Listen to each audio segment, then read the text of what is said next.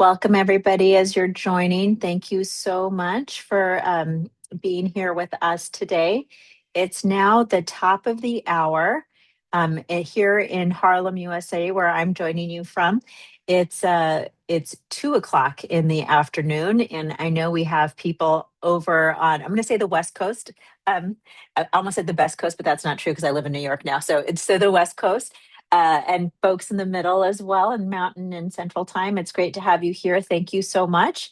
Uh, let's see, since it's 2 o'clock, I think our time, I think it's probably good for us to get started now. So, welcome to the CEDAR Brain Health Registry webinar. We're so happy to have you here. Thank you so much. I want to go back to the front, to the first slide really quickly. Sorry about that, team. Just to highlight that the name of our project is Community Engaged Digital Alzheimer's Research. And we just call it CEDAR. And this is a joint effort between UC San Francisco and Fordham within, let's go to the next slide, the Brain Health Registry. Here is our overview agenda for today's webinar. And again, thank you so much to all who've joined us so far. We'll do brief greetings and welcome. Then we're going to have a really great healthy brain aging presentation from some real experts in this area in the community. Then we will have and hold time for Q&A and have some closing remarks. Next slide, please. So welcome to CEDAR, to our webinar. This is our second webinar. We're so excited to have you here. Again, CEDAR is a nationwide study focused on increasing participation and engagement in Alzheimer's research. And we are a sub-study of the Brain Health Registry. So hi, I'm Dr. Monica Rivera-Mint, Monica. I'm at Fordham University and the Icahn School of Medicine at Mount Sinai here in New York City. I'm really happy to be here. And I'm going to turn it over to my wonderful co-principal investigator, Rachel. Hi, everyone. Thrilled to be here with you. I'm Rachel Noshaney from the University of California, San Francisco, and along with Monica, co-leading our CEDAR study. Thank you for attending today, and even more importantly, thank you for participating in CEDAR. Your contributions are just so valuable. In our previous webinar, we heard from you that you would love to learn more about about brain health. And so that's the focus of today's webinar. We hope you see this as a way that we can give back to you because you give a lot to us through your participation. And I'm thrilled for this opportunity to be together with you in community and have the opportunity for us to learn together as a community and really advance brain health. Thank you. All right. Thank you, Rachel. Yes, and yes, that's great. And we also want to highlight and give so much thanks and gratitude to our community members who we partner with on this effort through our Community Science Partnership Board and other community advocates and stakeholders who are part of this group. And I see some of them in the webinar today. So hi, CSPB members. We're really happy to have you here. Hey. And they join us from all over the country. We meet quarterly. Also, we have our amazing study team members, some of whom are here today. You see their names listed on the slide here, and we have many amazing students who go above and beyond each and every single day to help us really make this study as successful, this project as successful as it can be. Next slide, please.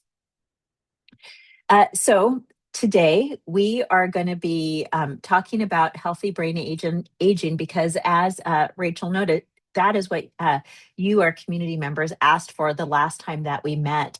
And this presentation was developed in our lab in East Harlem, where we work, and I live here in Harlem as well. I'm a community member as well as doing my research and my work here.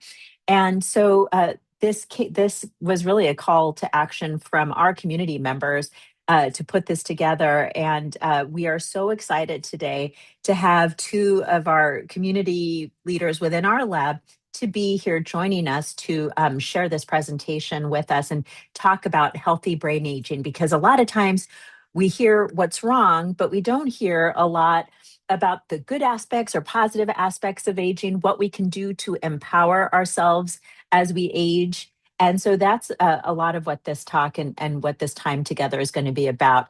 So let me introduce today's presenters. First, we have Chanel Ramirez, who has a master's degree, and she works as a community research liaison in our group and has served in this role at a national level to really promote boots on the ground community engagement work, really community action, which is so wonderful.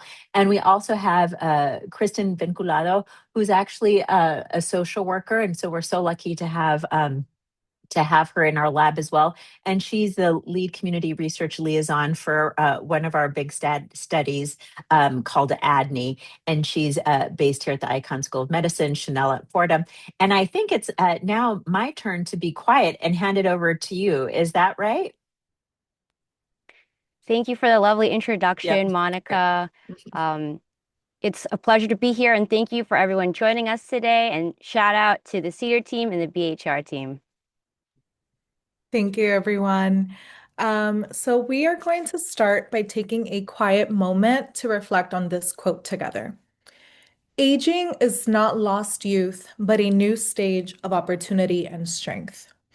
I really love this reminder that growing older is an opportunity to grow stronger in new ways.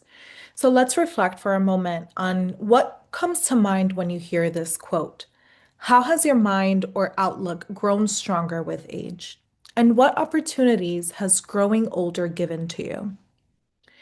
We're going to launch a poll that asks you which word best describes how has growing older, how have you grown stronger with age?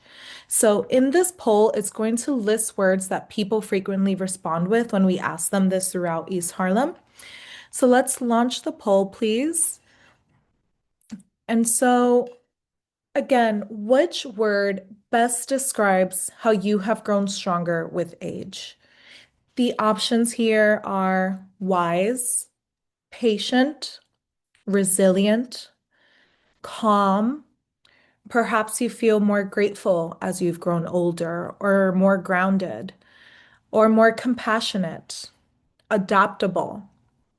Perhaps you feel more confident as you have grown older, or self-aware. And of course, none of the above, or maybe you don't know, or maybe you prefer not to answer. That's perfectly okay as well. So we've gotten a lot of these when we ask this question throughout East Harlem and New York City, and we're very curious to see what you all report. See, just a few more seconds left. We've got about 10 seconds left on the poll.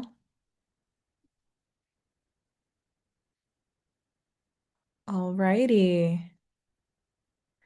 So let's see. Okay, we're seeing a lot of wise. Great. We're seeing a lot of patience, resilience. That's a really impactful one. And grateful and compassionate, which we love to see.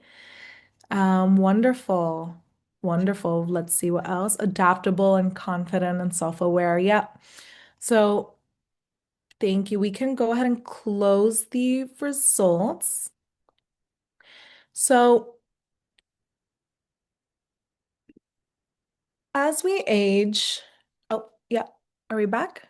Wonderful. So as we age, our brains change, just like our bodies. Some things may slow down, but other abilities often get stronger. So things like emotional understanding, perspective, and coping skills. Next slide, please. That makes a lot of sense, Chanel. So as our body changes, so does our brain. What Mhm. brain changes can we expect over time? Yes, so great question. In short, there are some areas that slow down, but the brain still grows. So processing speed that can decrease a little bit, and recall may take longer. So things like a word being at the top of your tongue, that's often normal. The encouraging part is that the brain keeps building new connections throughout life. This is a process that's called neuroplasticity. And ultimately, the brain stays adaptable throughout life. So We're going to zoom in now on brain health. And brain health is a big umbrella, but for today, we're going to focus on 5 areas that commonly change with age. And as we click through, you'll see each area, what it means, and we'll discuss a little bit about which changes are typical. So the first is cognitive health. Cognitive health is how we think, learn, and remember. With age, it can take a little bit longer to recall a name or to remember where you put your things. And again, that can be normal. The encouraging part is that many thinking skills stay strong and they often even improve. So things like vocabulary, pattern recognition, and judgment. This is what we often call wisdom. Second is our motor function. And this is how we make and control our movement. So things like walking and balance, but also everyday things like cooking, writing, and dancing. As we age, movements may feel a little bit slower or a little bit stiffer. And the best support here really is simple: regular movement. Regular movement helps to keep us steady, coordinated, and flexible. Third is emotional function. And this is how we understand, express, and respond to feelings, both our own as well as others. Many older adults actually get stronger in this area over time. And just like many of you just reported, more patience, more perspective, more compassion, and empathy. At the same time, however, there are major life stressors, so things like loss or illness or caregiving. These things can negatively impact mood, which can make memory feel worse. And so the connection between emotional health and brain health, it really matters tremendously. Fourth is our sensory function. And this is how we use our senses. So things like vision, hearing, taste, and smell. This helps us to take in the world around us. So changes in vision or hearing can be common with age, but they also affect how the brain is able to perform. So when you cannot hear or see things clearly, the brain has to work harder to be able to fill in those gaps. And so thinking can feel a little bit more tiring.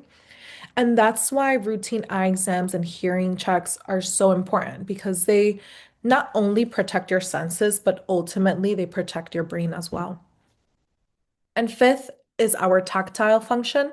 And this is our sense of touch. So, how we notice things like pressure, temperature, and pain. With age, our skin and our nerve sensitivity can change. So, we may not notice changes in heat, in cold, or sharp objects quite as quickly. But being aware of that helps us to stay safe and comfortable. And so across these five areas, cognitive, motor, emotional, sensory, and tactile, there are some changes with age that is expected and normal. Thank you for that breakdown, Chanel. So some changes to our brain health is normal and expected. Um, what about the changes that could be considered a warning sign? Yeah, so that's a great question, and it's something that we hear often. So when memory loss begins to disrupt daily life, so when it begins to disrupt work, relationships, or your independence, that's when it's important to talk with a healthcare provider. Memory loss is one of the early symptoms of dementia, but again, please keep in mind that having memory loss alone doesn't mean you have dementia, because memory loss can have many different causes. So, with that clarified, let's go over some examples of forgetfulness that's normal as we age compared to memory changes that may be a warning sign of dementia. So, first, occasionally having trouble remembering people or places is normal. But forgetting the names of close friends or relatives, that's a warning sign. Second, it's normal to sometimes forget an appointment or an event, especially when life gets busy. But frequently forgetting important dates or losing track of the time or of year, that can indicate a deeper issue. Third, many of us notice that we process information a little bit slower as we age. And again, that's expected. But struggling to find common words or to express your thoughts, that may point to something a little bit more serious. Fourth, it's okay to lose track of a conversation once in a while, especially when we're distracted. But regularly repeating the same questions or the same stories, that can be a warning sign. And lastly, it's common to misplace an item here and there. But if someone consistently misplaces items and they cannot retrace their steps, or they place things in an unusual spot, that may indicate a change in memory function. So, one way that we'd like to think about this is it's one thing to forget where you put your keys, but it's another thing to forget what a key is or what that key opens. So, noticing these signs early can make a really big difference in getting the right support.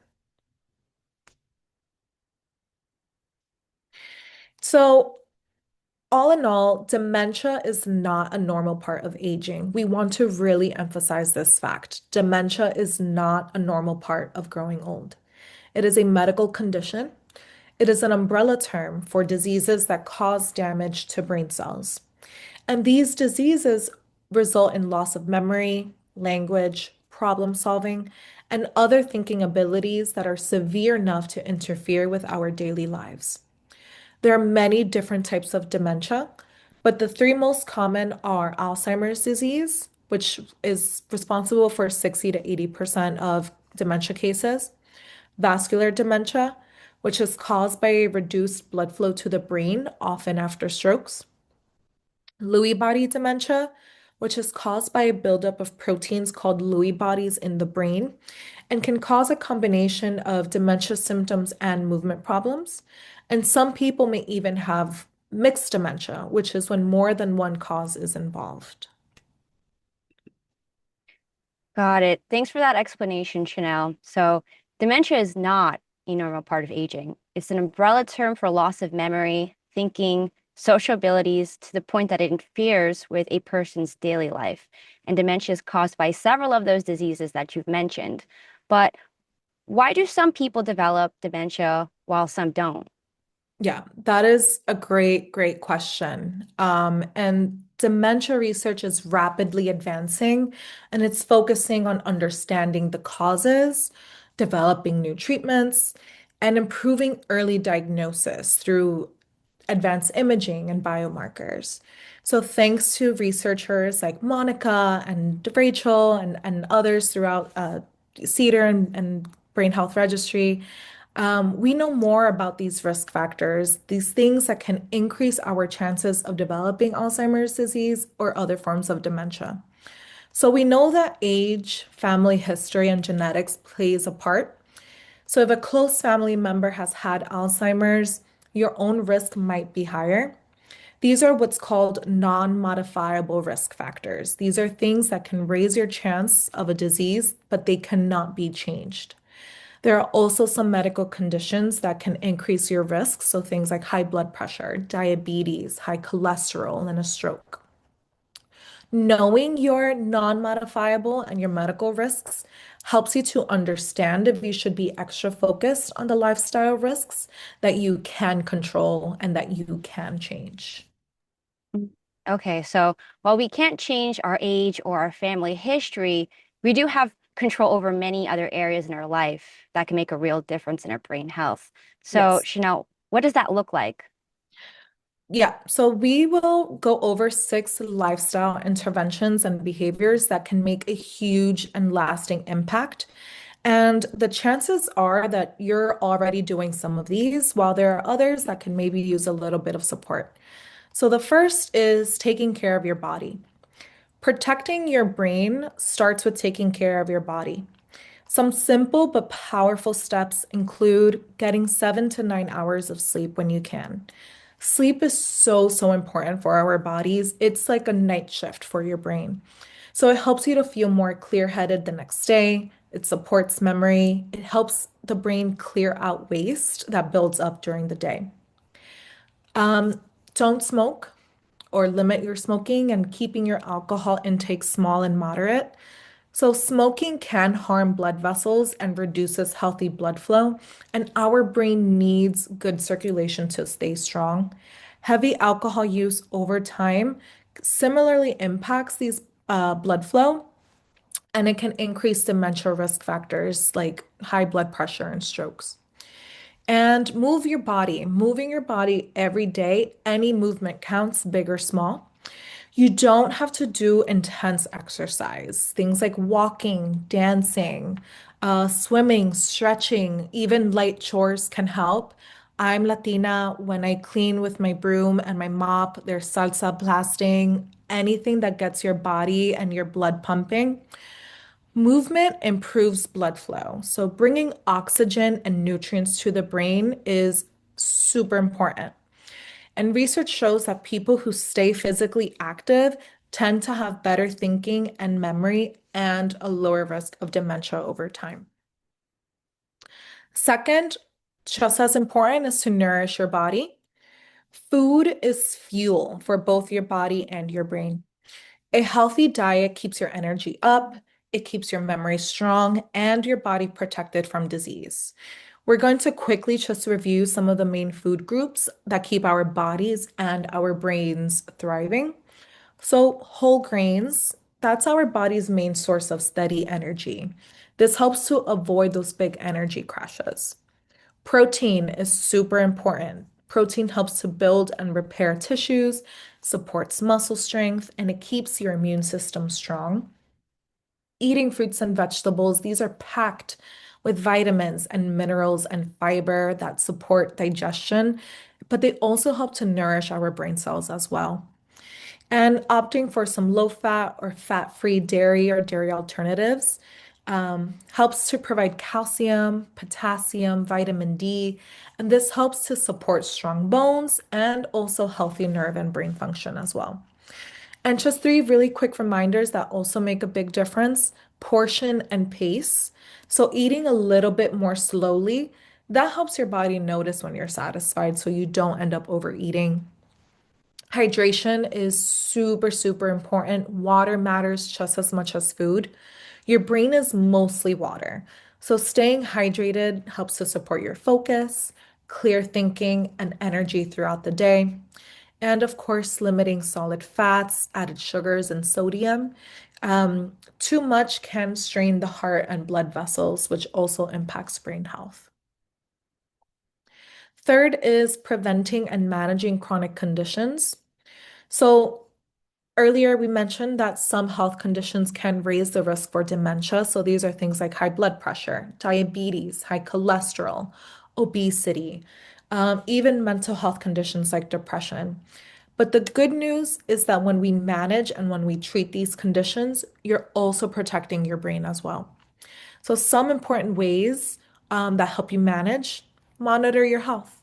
So, check your blood pressure or your blood sugar if that's what's recommended. Keep up with your health screenings. Remember to address any changes, anything like hearing or vision changes, anything early, because again, our senses help to keep our brains engaged.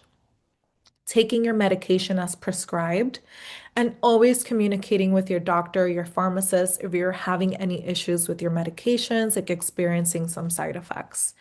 And lastly, find support.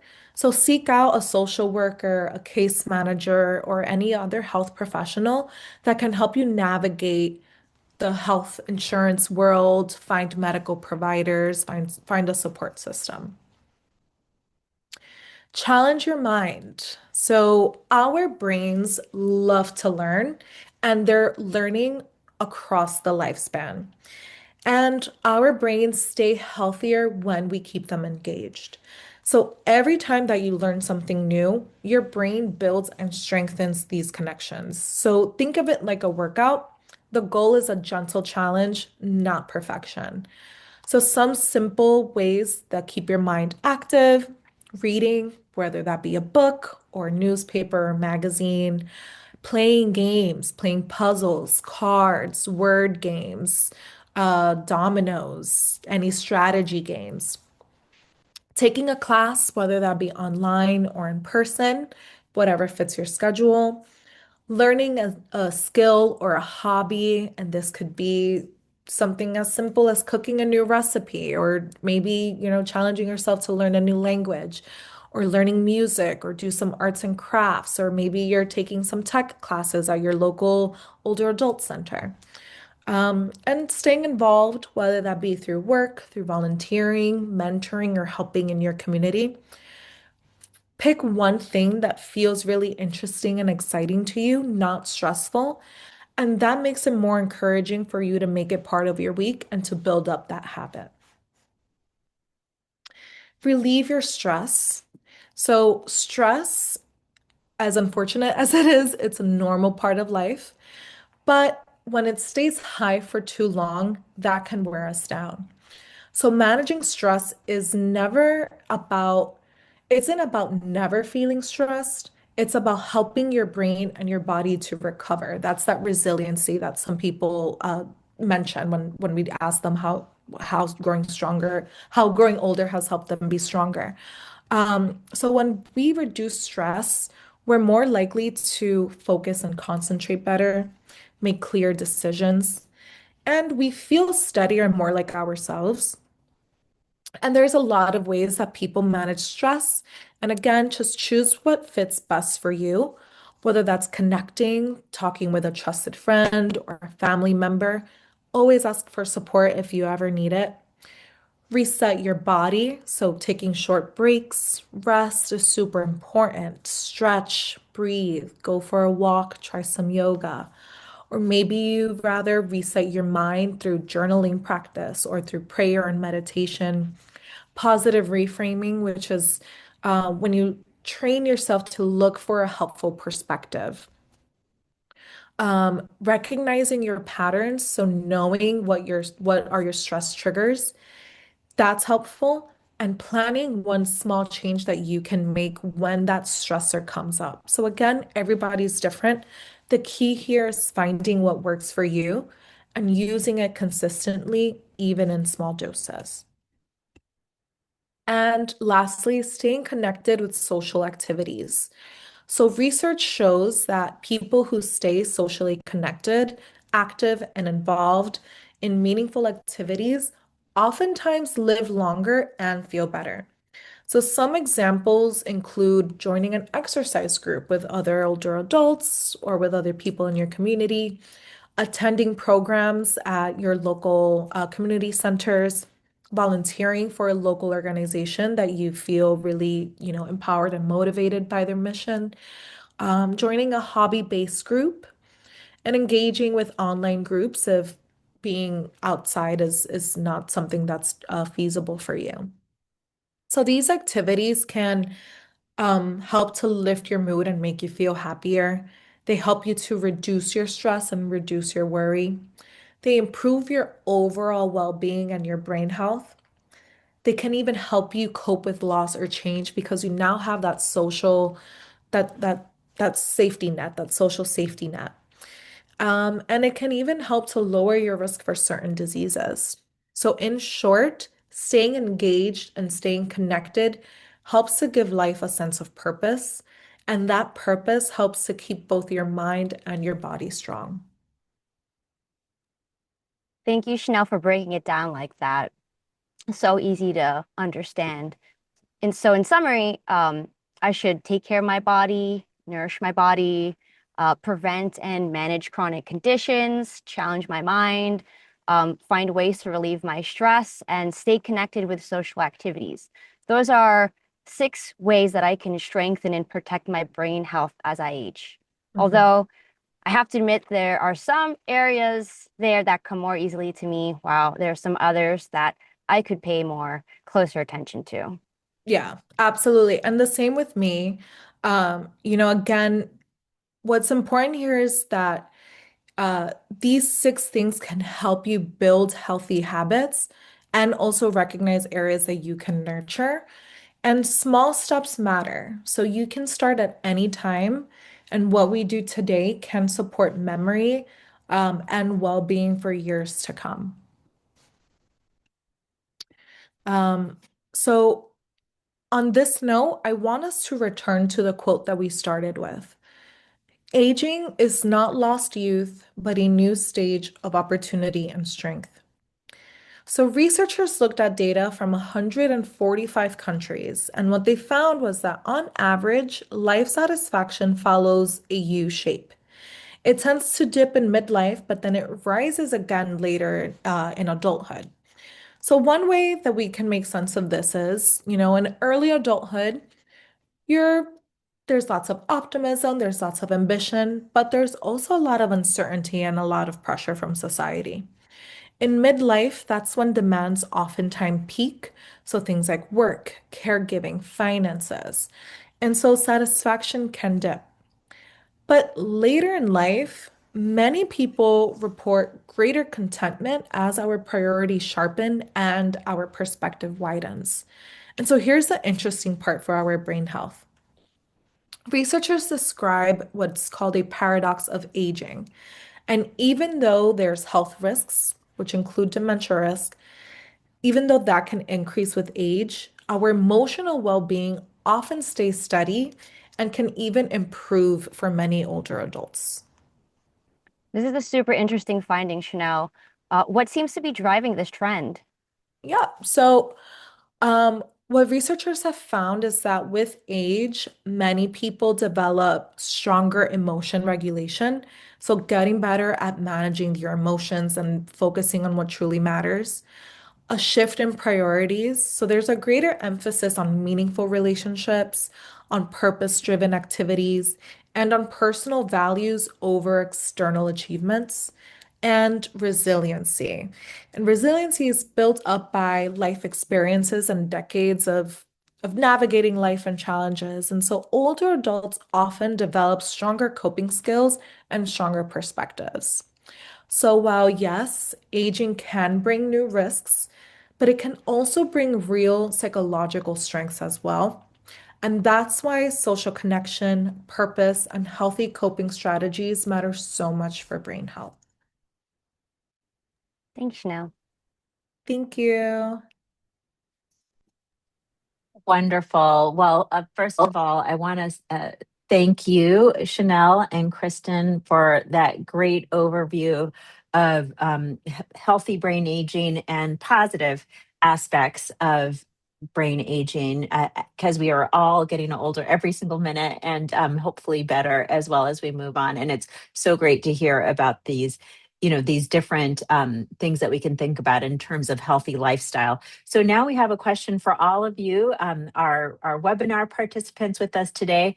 So based on today's presentation, which healthy lifestyle factor do you find most meaningful to incorporate into your life? Again, let me repeat that question. Which healthy lifestyle factor do you find most meaningful to incorporate into your daily life?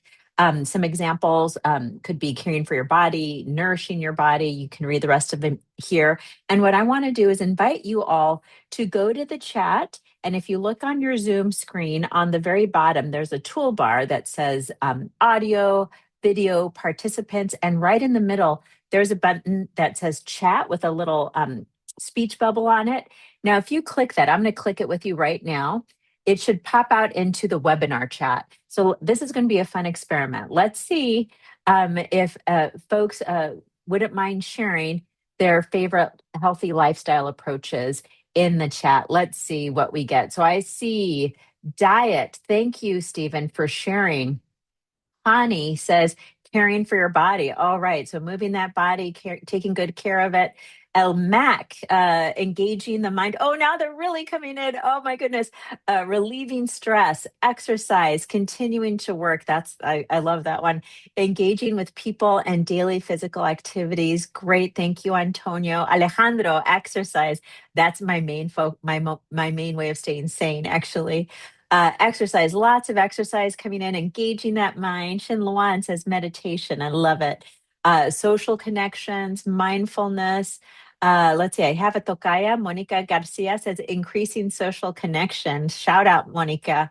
Exercise and social, according to Sharon. Oh my goodness, this is amazing. Oh, and Carol is mentioning a real important one: managing chronic conditions and maintaining those social connections. Super. I love to see this as a board certified neuropsychologist and as a neuroscientist. All of these are really great ways to have a really healthy lifestyle, even if it's just one thing, right? But to promote, the health of your body as well as your brain. Oh, and Phil is coming in hot towards the end with laughing. We know Phil; he's part of our community science partnership board, and he makes us laugh in our meetings. So I love that you said that. And traveling, hey Millie, I think that is probably very good for our brain health. I like that one a lot. That's a lot of connection and mental activity, and sometimes exercise, depending on where you go. And Joyce, to wrap us up, social connections. So we see some big themes here. Social connection, y'all are doing, exercise, nourishing your body, meditation and mindfulness came up a lot, but also some that I found a little bit surprising and beautiful. Somebody said hand weaving, so having activities that are meaningful and probably social. Exercise come up a lot, and I love travel and laughing as well. So thank you, everybody. Everybody, give yourselves a round of applause for doing that. That was an experiment. So this is only our second webinar, and we're really trying to figure out ways to engage, and we already did it, so that new activity, so that's great. And now it's time for Q&A. So this is our discussion time. So this is a time for you to ask our guest speakers or myself and Dr. Rachel any questions you might have about this presentation or anything related.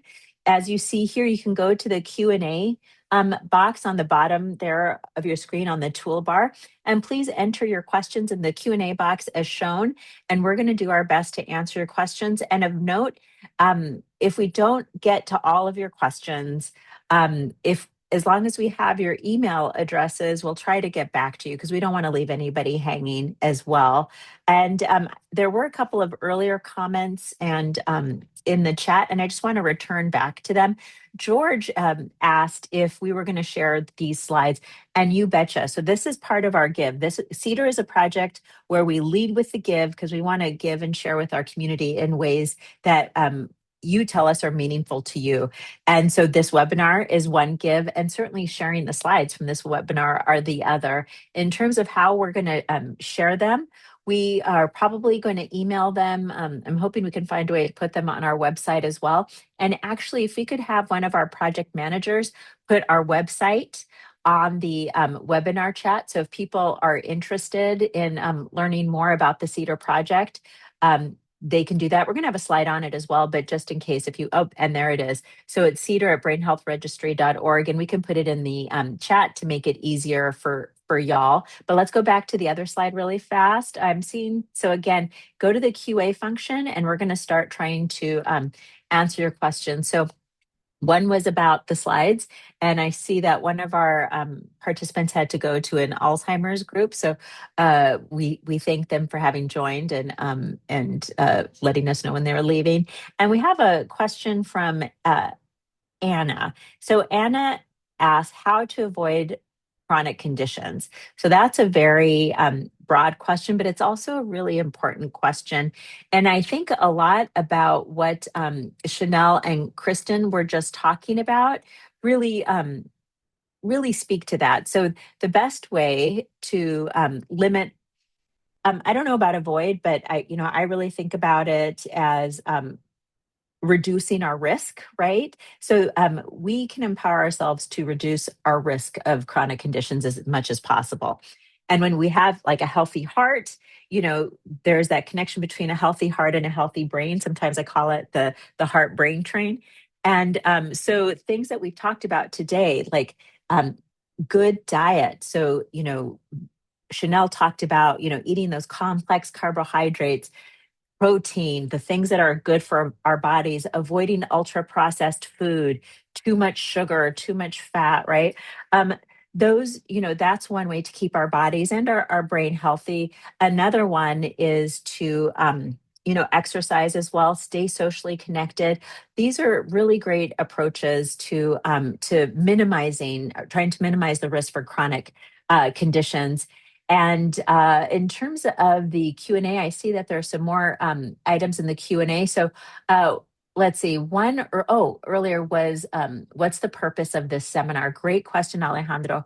I'm just going to talk about it. So again, we had we're CEDAR. We're a project looking at brain aging and Alzheimer's in from a community perspective, and really trying to make sure everybody, regardless of background, can be part of this work so that we can better understand this issue and have all of us be part of the solution, not just some of us. And this webinar was one way that we were asked to give back to our community members. People asked to have some brain health education. So that's what this is about. Thank you for that question.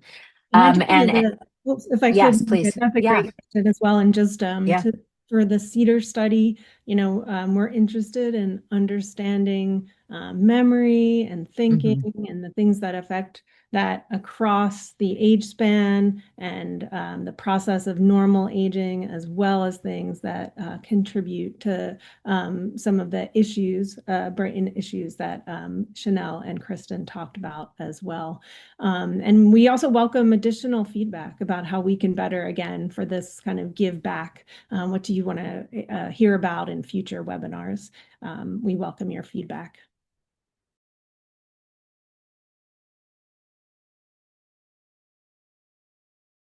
Oh, I think you're muted, Monica. Thank you. I didn't want to step on you while you were talking. I was going to say we're going to tag team all of our answers, and I'm also putting our website in the in the answer for Alejandro if he would like more information as well. So, what's the next question? Let's see. Gracie is asking, can a head injury cause vascular dementia?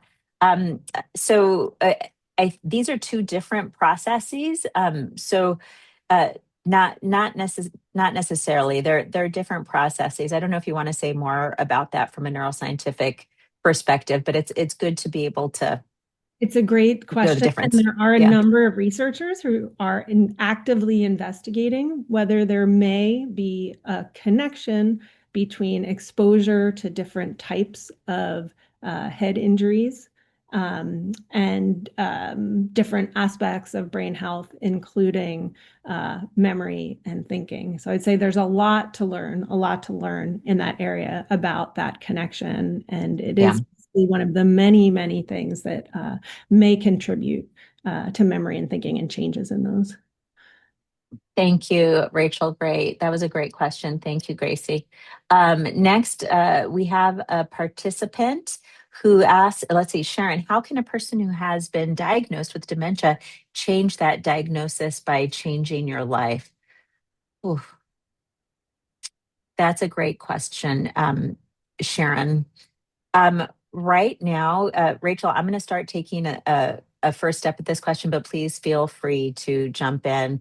That's a really deep question, Sharon. And right now, well, it depends on the type of dementia. So let me step back. It depends on the type of dementia that you're talking about, or the type of injury you're talking about. If you're asking about Alzheimer's, because dementia is a very broad term for, major changes in brain function. And sometimes those changes could be caused by an infectious disease, or um, a, or a neurodegenerative, process in the brain.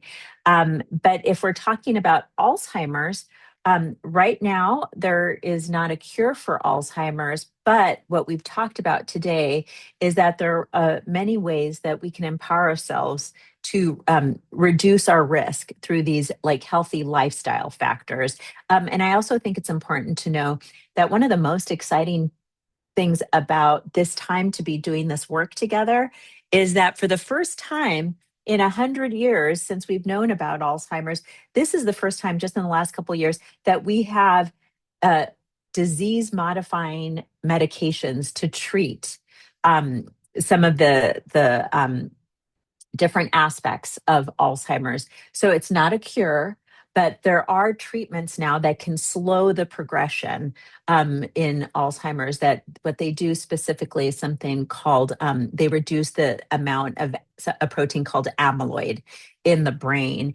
And so what that question, it really about, changing a diagnosis. It really depends on the type of dementia. But again, for Alzheimer's, we are for the first time in the treatment age. And as we move forward, we hope that this work that we do together, this research that we do together, can help us work to continue to advance brain health, so that fewer individuals and families and communities are affected by dementia and things like Alzheimer's. Rachel, do you have anything else to add to that?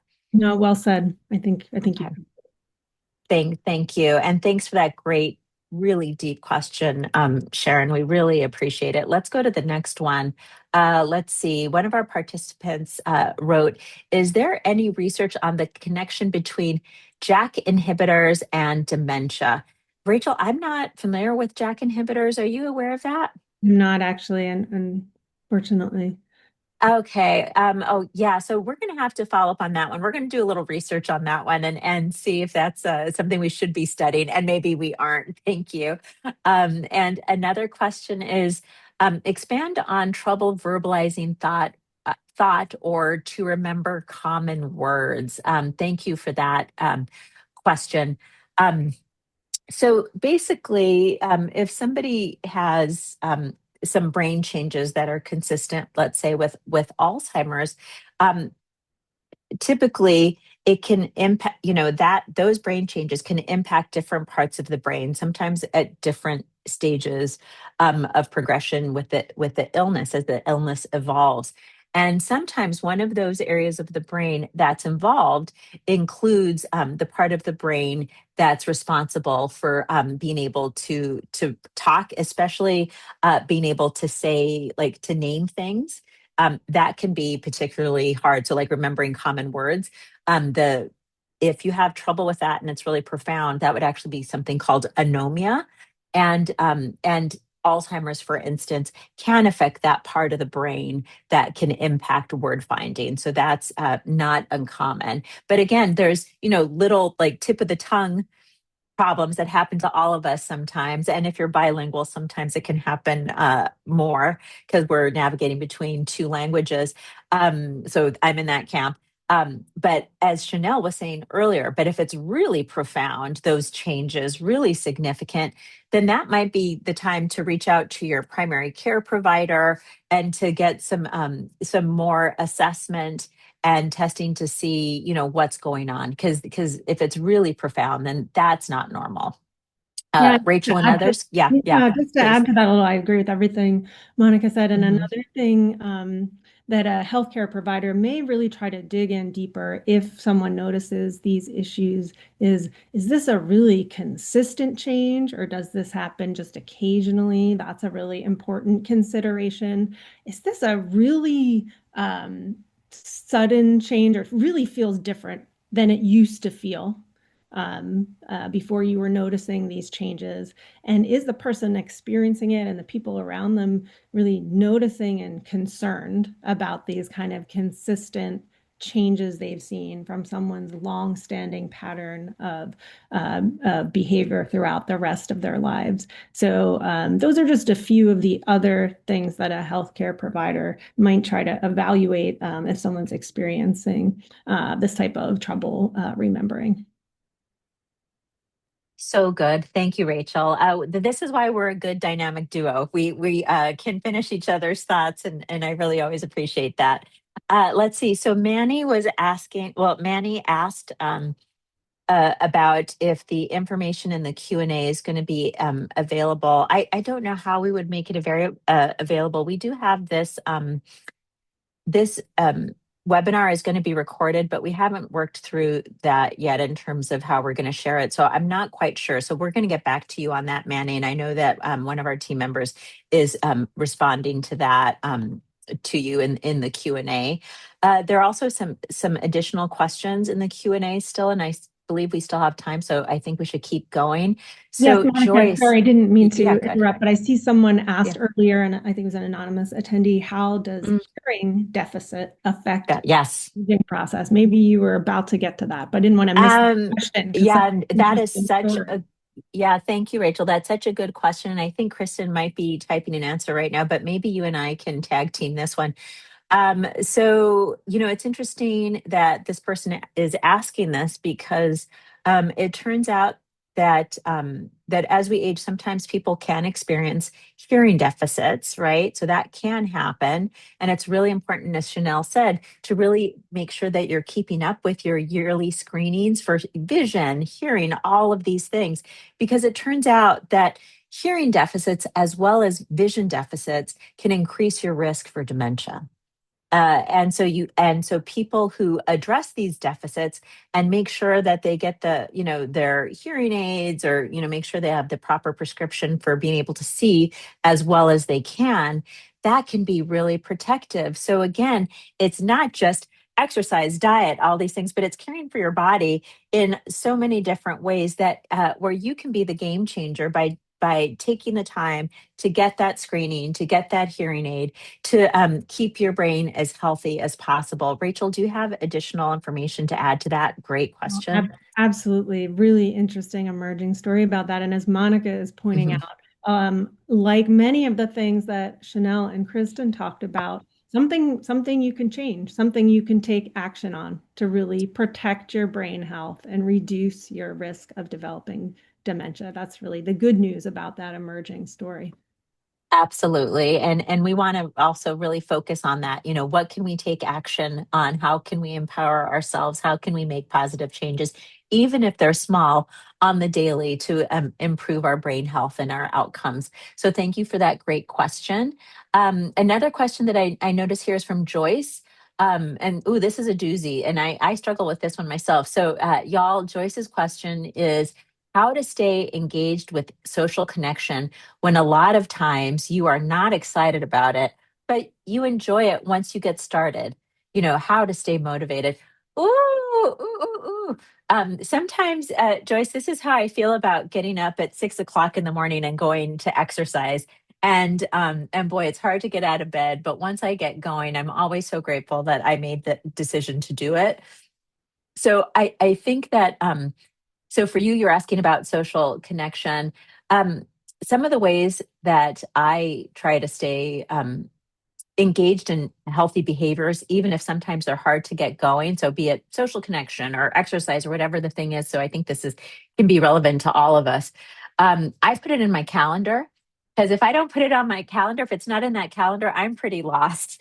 And so when I see that, that's a reminder to me that I've made a commitment to myself to carve out this time in my day, even if it's just once a week, to do one thing once a week, even if it's just for a half hour, 20 minutes, 15 minutes, whatever little thing. So making it small, making it something manageable, and trying to find a way to remind yourself of it regularly and to be accountable. It also helps if you have somebody who you're kind of in it with to whatever that healthy behavior is that you're trying to change in your life. Sometimes having a buddy is helpful. So those are some of the small ways and kind of very, I think, more realistic things. The research shows that we can make behavior change. Rachel or others, any other additional pro tips? Nope. Okay. So we're going to the last slide. Does that mean, Erica, that we're out of, or does I that mean we're out of actually, time? a few people were asking for our website, so I thought it would be good, Oh, okay. even though we have a few more minutes for Okay, good. Q&A, to have that website up there so that anyone who's Great. looking for the link to join the study can find it. Yeah, so let's make sure that's in there. So again, it's CEDAR at brainhealthregistry.org.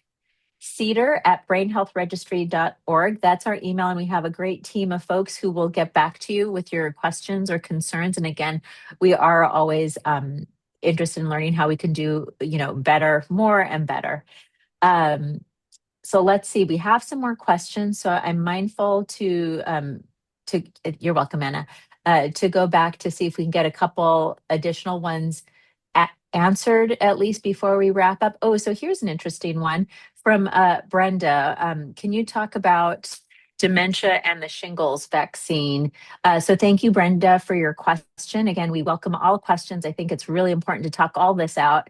And to my knowledge, in the literature, there's no consistent evidence to suggest shingles that I'm aware of impact that. But maybe you know something else, Rachel, that Yeah, I'm not hot off aware the of. presses at a conference last Oh, fall. did something just come Really out? new, very, very new story, Okay.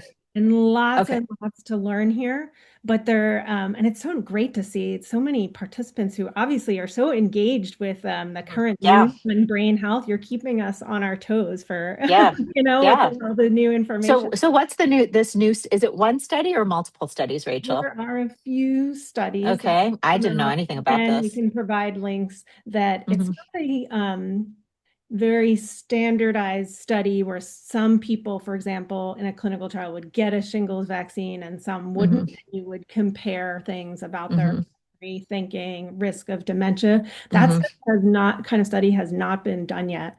But interestingly, if you look broadly in the population, in certain populations where in a certain point of time, a group of people were eligible for a shingles vaccine, and this is happened in a couple of studies of populations in Europe where Hmm.